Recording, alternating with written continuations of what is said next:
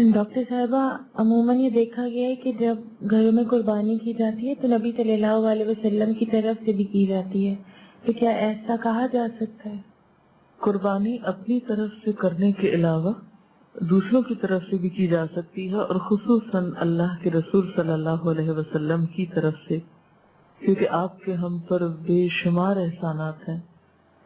आपने हमारे लिए वो कुछ किया जो हमारे वालिदैन भी नहीं करते। आप सब जहान वालों के लिए रहमतुल लिल आलमीन थे।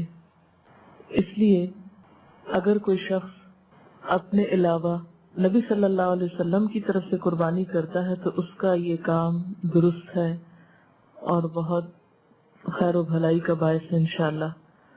और फिर आप देखिए कि हम तो अब सोचते हैं कि करें या ना करें, रसूलुल्लाह सल्लल्लाहु अलैहि वसल्लम ने अपनी उम्मत की तरफ से कुर्बानी की।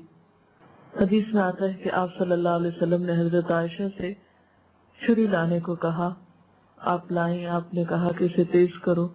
हजरत आयशा कहती हैं कि मैंने छुरी को तेज किया, फिर आप सल्लल्लाहु अलैहि वसल्लम ने मेंढे को जो आपके लिए वो पेश किया गया था, आपके कहने पर जो आपके मंगवाने पे लाया गया था, उसको आपने लिटाया और फरमाया बिस्मिल्लाहि अल्लाहुम्मा तक़ब्बल मिन मुहम्मदिन व आलि मुहम्मदिन व मिन उम्मति मुहम्मदिन तुम्मा दहा बिही। सही मुस्लिम की रिवायत है कि नबी सल्लल्लाहु अलैहि वसल्लम ने जब वो मेंढा ज़िबा किया तो फरमाया अल्लाह के नाम के साथ, ए अल्लाह, मोहम्मद सल्लल्लाहु अलैहि वसल्लम, आले मोहम्मद सल्लल्लाहु अलैहि वसल्लम और उम्मत मोहम्मद सल्लल्लाहु अलैहि वसल्लम की तरफ से इसे कबूल फरमा। ये कहकर फिर आपने उस मेंढे को ज़िबा किया। जी, इसके अलावा कोई और सवाल? डॉक्टर साहबा, के वालिदैन की तरफ से जो वफात पा चुके हैं उनकी तरफ से कुर्बानी की जा सकती?